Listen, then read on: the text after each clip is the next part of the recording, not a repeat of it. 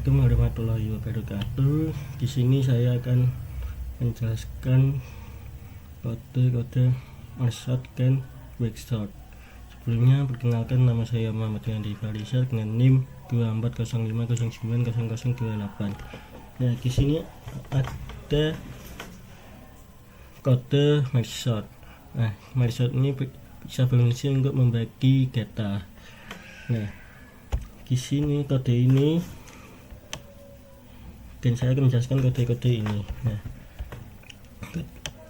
maka jadi di dalam kode ini ada if len data dan satu. Nah, if len data lebih dari satu ini adalah berfungsi untuk mengecek apakah datanya lebih dari satu ataupun hanya ada satu. Nah, jika datanya lebih dari satu, maka data itu bisa dibagi.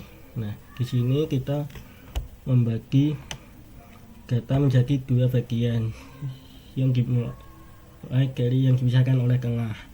Nah, di sini kode kiri sama dengan data dari dua tengah ini berfungsi mengambil data dari indeks 0 ke tengah, dan kanan ini berfungsi mengambil data dari tengah ke akhir. Lalu jika ini merge kiri merge kanan ini berfungsi untuk menurunkan data. Nah, lalu A sama dengan B sama dengan C sama dengan 0 ini berfungsi untuk menginisialisasi. Lalu ini kode ini berfungsi untuk membandingkan data A dan B, dan juga data yang kecil dimasukkan ke C. Nah,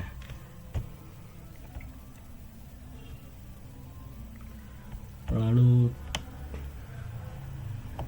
while A lebih len kiri, lalu dari C sama dengan kiri A plus sama dengan 1, C plus sama dengan 1 ini berfungsi untuk memasukkan sisa-sisa elemen yang mungkin belum masuk. Nah,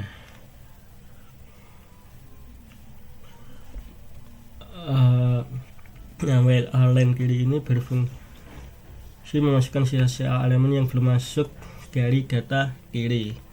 Lalu while B len kanan dan kode ini merupakan kebalikan dari len kiri, yaitu memasukkan sisa-sisa elemen dari data kanan.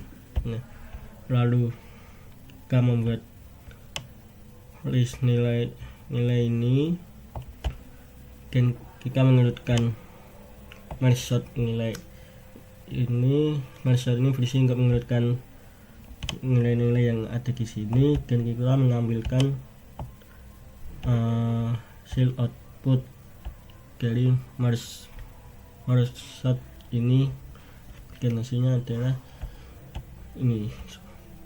Kita menurunkan angka-angka dari kecil sampai ke besar. Kita lanjut ke kode quotient. Jadi quotient itu berfungsi sebagai patokan. Nah, di quotient ini if ini merupakan fungsi utama untuk pengurutan. Nah,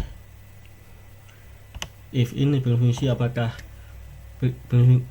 untuk mengecek apakah elemenku ada lebih dari satu, dan apabila ada lebih dari satu maka fungsi akan tetap terus berlanjut.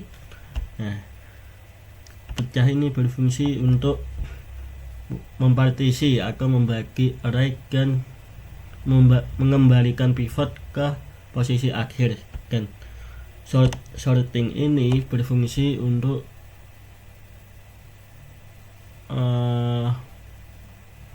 membagi dari bagian kiri pivot dan bagian kanan dari pivot. Nah, pecah juga sama, ini berfungsi untuk mempartisi array dan mengembalikan posisi pivot ke yang benar. Lalu poros R akhir ini berfungsi untuk mengambil elemen dari kanan ataupun akhir. Lalu titik sama dengan awal min 1 ini berfungsi untuk menandai batas antara elemen yang kurang dari atau sama dengan pivot dengan elemen yang lebih besar.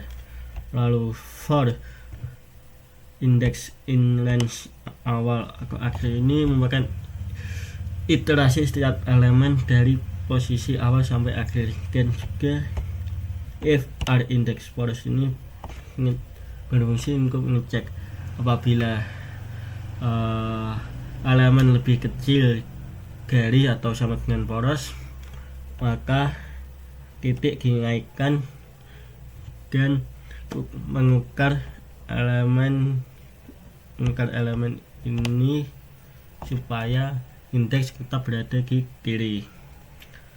Lalu ini berfungsi untuk mengembalikan nilai pivot ke tempat yang sudah fix, dan return berfungsi untuk mengembalikan nilai pivot. Nah, lalu kita membuat list angka ini dan quick sort ini sama seperti merge tadi. Lalu kita ini berfungsi untuk menampilkan output. Lalu kita coba run. Nah, maka outputnya adalah 10, 11, 12, 13, 14, 15, 16, 17.